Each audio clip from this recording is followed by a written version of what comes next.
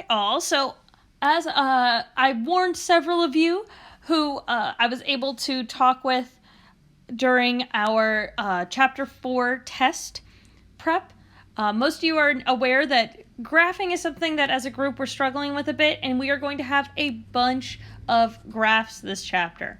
Now the exciting thing is that these are your last big chunks of graphs for this entire school year. So once you have the next 2 weeks, you have all the graphs you are going to need to know to be successful in the rest of your mathematical career. So we are going to look at the graphs of trig functions, so sine and cosine we're going to start with, and then we will also look next week at tangent, secant, cosecant, and cotangent. So, but let's start with just sine and cosine, our nice basic foundations. Now, both sine and cosine are models of what we call harmonic motion. So harmonic motion is something that moves like this, like a wave. And every wave that you see has an amplitude, which is the height from the center line to your maximum and your minimum. So the important idea here is that this is the same distance as to the minimum there. Those two are congruent. And it also has a period, which is the distance of one full cycle. So one period would be from a maximum to a maximum. That distance would be the same as from the minimum to the minimum here. So this is one period. This is also a period. If I went from one maximum, from the center line down, back up, back down, this is also a period. So those are all going to be consistently spaced. Now, when we graph our sine and our cosine, they both have this shape. The main difference is going to be where we start graphing. So for both of them, the first thing that we're going to do is mark the period on our x-axis, right? So this is on the x-axis. And generally, if I don't have any transformations, then your basic period is one cycle, so that's 2 pi. So if I'm going to do that, in this case, on the x-axis, I'm going to say this is 2 pi. Similarly here. And then what you want to do is divide by 4. And what that will do is that gives us our basic points for the curve. So divide in half gives us pi, pi over 2, 3 pi over 2. So this is your basic strategy. Take your x-axis, divide your period by 4. So you have 4 points that you're working with. Now the next thing we want to do is mark our amplitude. This is going to be on the y-axis, and without any transformations, the amplitude is equal to +1 and -1, just like the unit circle. So +1, -1, +1, -1. So your sine and cosine graphs, as I was saying, they're going to be the basic amount. These are, for your amplitude, these are your maximum and minimum. Think the unit circle. The biggest the unit circle gets is 1. The smallest it gets is -1. Now, to sketch these in. So as I said, they're the same shape. They're just going to start at different points. So the sine curve always starts at the origin. So if I'm looking at this model of harmonic motion here, the sine curve is going to start at this point. So sine goes origin, and then a quarter of the way through, so at the next point you've marked, you're at a maximum. Then you come back down halfway. So we've gone up, now we're going back down. Now we have a minimum next quarter of the way through, so now we're down to here, and then back up here. Now this is one cycle. If you kept going, when you draw in your graph, start And make sure that you keep going. Like it has infinite of these cycles. Demonstrate that you know that there's going to be many of them. Now, if we look at our graph of our harmonic motion over here, the difference between sine and cosine is sine starts at the origin, cosine starts at a maximum. So cosine starts up here, a quarter of the way through, it has a root, it's down at the x-axis, halfway through we're at a minimum, back up here, and so then that's a maximum, minimum, maximum coming back down. So it's the exact same shape, it's just depending on where you start.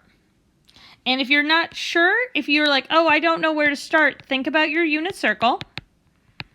The starting point is right here at the point 1, 0. 1, remember, is cosine, because it's the x value, and y is sine. So if you can't remember, ask yourself, what point did you start at? Now, of course, just like with other functions, we can transform. These are your basic untransformed sine and cosine. Now, you can change, you can have translations and reflections just like we would before. So remember reflections.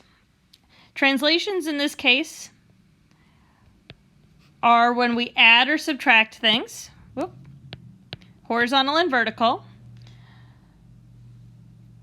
Now, and reflections, if we look at this problem, reflections occur if A or K are negative. So if A is negative, it's a reflection over the x-axis. If K is negative, it's a reflection over the y-axis, just like before. It's about coefficient on x versus the coefficient on the outside. But you're also going to have period and amplitude changes. So A here, the coefficient on the outside of the trig, this could be just as true for sine or cosine. This is your amplitude. So whatever that number is, which it makes sense here, it's like, oh, there's a 1 here, we don't write it, so your amplitude is 1. This number here is your amplitude, and that tells you your maximum and minimum. Your period is going to be a little bit trickier here. So this is the coefficient of x. And what that is going to tell you is it helps you determine what your period is, but your period is actually going to be 2 pi divided by k. So k is going to tell you how to find your period, but it's not equal to it. So if, for example, k you can think about as the number of waves in 2 pi. So, for example, if k is 7, that means that instead of having 1 cycle here, I would have 7 going all the way in between there. So let's use our transformations. So number 4, graph y equals 1/2 of sine of 2x. So what this tells us here is that the amplitude is the 1/2, and period is equal to 2 pi divided by k, which is 2. So 2 here is k, and the 1/2 is a. So now we have pi. Now I can draw this the same way. I'm going to start by labeling. So this is 1/2, negative 1/2. I'm going to make this a little bit smaller because I do want to show you the 2 cycles that I talked about. But here's 1 period. Divide it by 4. So then that's pi over 2, pi over 4, 3 pi over 4. It's sine, so I start at the origin. I go up, down, down, back up. So this is one cycle. If I divided it, this next one up by 4, it would follow the same pattern. Up, down, minimum, and here. Not my neatest work, but I'm going to be sneaky and just be like, oh, yeah, I'm so good at drawing. I'm going to erase and redraw. And so what you can see here that I illustrated is the idea of the period we now have found is pi. And since k is 2, if I look at 2 pi, I see 2 wavelengths. There's 1, there's 2. And it's sine, so I started at the origin. Now, this becomes a lot trickier when you add in horizontal and vertical shifts. So what I'm going to do first is, if we look here, you'll notice that k has to be factored out of the inside here. So we're going to start by factoring that, since I noticed that there is a horizontal transformation. So I'm going to write this as -1 cosine of 1/2. So I get x by itself plus, and in this case when I factor out the half, I'm just left with pi plus 2. So what this tells me here is that my amplitude is equal to 1, and I have a reflection over the x-axis, right? Because it's got the negative. This tells me that k is equal to 1/2. So then my period is equal to 2 pi over 1/2, which is 4 pi. I have a horizontal shift pi this way and a vertical shift of up 2. So there's a lot of transformations happening in here. But the first thing I'm going to do is I'm going to start. I know I have the shifts in there, and I'm actually going to do those last. So the first thing that I am going to do is I'm just going to draw a very basic cosine, but reflected. So so cosine starts at the maximum here. So my cosine is going to start at the minimum. It's not a great drawing, but that's a cosine. This is 1 period, so this is 4 pi, meaning that's 2 pi. So now I've gotten my reflection checked off.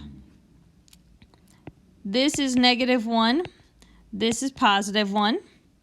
Got my amplitude. Got my period. So now I just have my shifts. Now the first thing I'm going to do is say, okay, well this is pi. So the first thing I'm going to do is scoot everything one space this way, because that is going to move my function. So I am in this very nice space that I can actually just pick up my graph, pick it up, shift it, like so. And I'm then going to adjust. So when I moved it,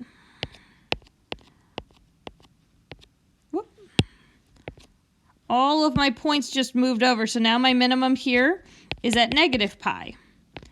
Here is at 0. My new maximum is at pi.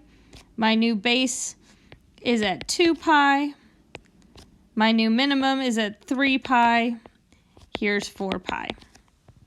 Right? Because all I did was take the function and scoot it this way. And that's the horizontal shift. Now for the vertical shift, again, I am going to scoot everything up 2 spaces. So this is going up to 2, to 3, 2, 1. So then my final graph has a minimum at 1, because -1 plus 2 shifts it up every single point's going up. So I have my new minimum, my maximum, my minimum, and so on. And then what I'll do is I'll clean up my function, and I'm left behind with my correct, fully transformed function. Let me know if you have questions about graphing sine and cosine, and please be sure to nominate anything that you're stuck on in the form attached, or send me a comment, send me an email, and then make sure you're checking back at those emails